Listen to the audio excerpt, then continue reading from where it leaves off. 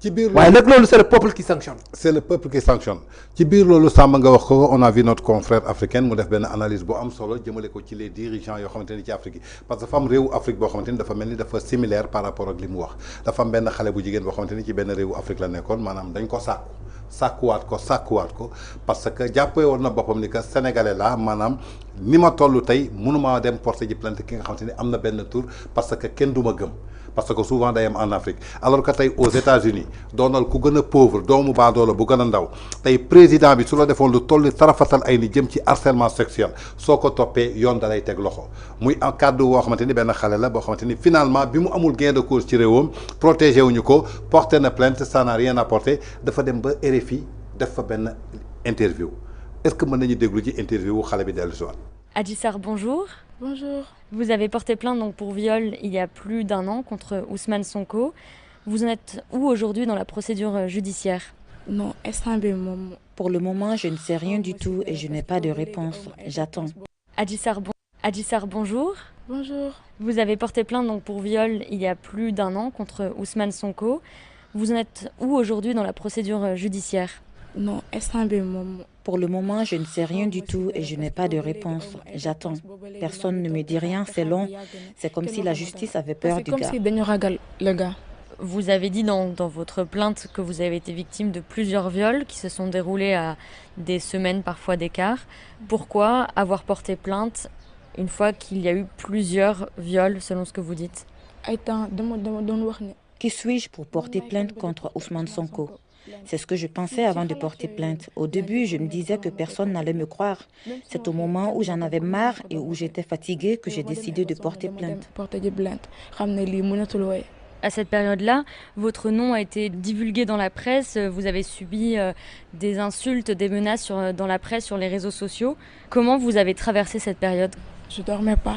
Je mangeais pas. J'avais tout le temps peur, même en allant à la douche, je portais mes habits par peur d'être attaquée.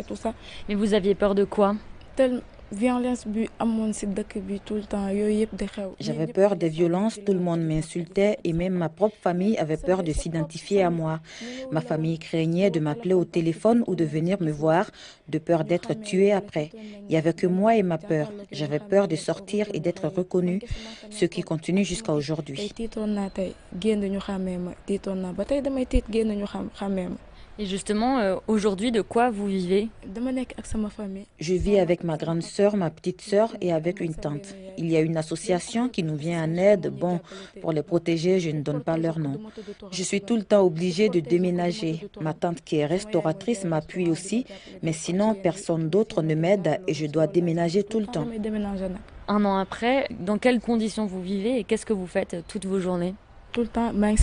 Je suis tout le temps entre le salon et ma chambre. Je ne peux pas aller sur le balcon ni élever la voix pour ne pas réveiller les soupçons et pour que les gens ne m'embêtent pas. Je fais rien à part prier. Est-ce qu'aujourd'hui, vous avez encore des séquelles, des violences que vous dites avoir subies? Je prends des médocs pour dormir tout le temps. Et des fois, je prends un temps de médocs et je ne dors pas. Je me drogue pour dormir. Tout le temps, j'ai peur que les gens viennent m'attaquer durant mon sommeil. Est-ce que vous avez une aide médicale ou autre pour surmonter ces traumatismes? Non, rien du tout. J'aimerais que quelqu'un m'aide pour que ça s'arrête parce que jusqu'à présent, je ne dors pas. Dans ce pays, il n'y a que le pouvoir qui marche. Si tu n'as pas d'argent et si tu n'as pas de pouvoir, tu n'es pas considéré. La justice est à double vitesse. Mais comment vous imaginez votre futur au Sénégal? Je n'y pense même pas. Je pense partir et revenir en force pour régler beaucoup de choses. Je pense intégrer des associations pour soutenir pour les droits des femmes, car pour le moment, il n'y a pas d'association qui se bat pour les droits des femmes. Au Sénégal, les femmes combattent les femmes. Ce que j'ai vécu, je ne veux plus qu'aucune femme le vive. Il y a eu des élections municipales au mois de janvier. Ousmane Sonko a été élu à la tête de la mairie de Ziguinchor.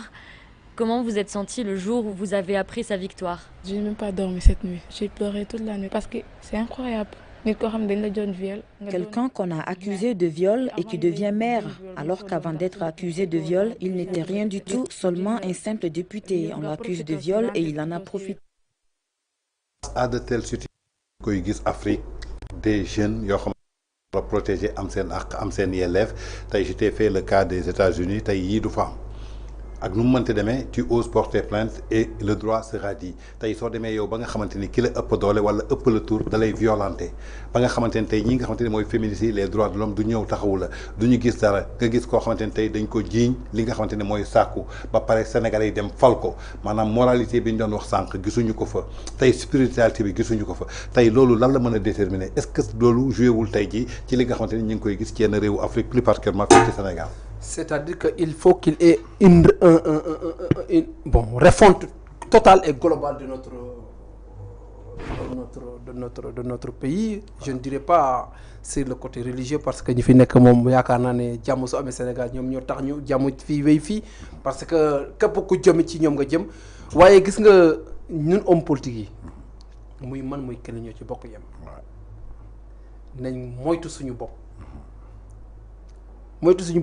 mooy moytu xale jigéen yi parce que nag góor yi fi daanu yëpp jigéen moo leen daaneel la plupart boobu waaye nag règle boobu am na exception amaan na Sénégal mais li ma ci wax rek le cas précis là comme dañoo amoon amnistie boo xamante ne dañ ko ci wax loolu tax bugguma addu ci biir damay xaar ba loi amnistie bi ngay abrogé ko ñu mën a toog càmbar ndax foofu la wax di neexee foofu la doom di neexee ndeyam waaye instant bi comme loi moo ko protégé nañ leen ko protégé rek en attendant. d'accord waaw comme loi ko protégé nañ leen ko protégé en attendant d'après li mu wax nee na elle n'y pense même pas revenir au Sénégal. métti na trop nga juddoo Sénégal c'est pathétique yaroo Sénégal sa famille lépp c'est Sénégal pathétique nga génn dem ba nga xamante ni réew bi nga juddoo exil yow tey ji amatoo sax envie ñëw fa maanaam sa réew su demee ba commencé la dégoûter ana esprit patriotique. métti na trop laa la wax. fukk képp kum daloon wala mu del sa rakk wala mu del sa njaboot dina la métti.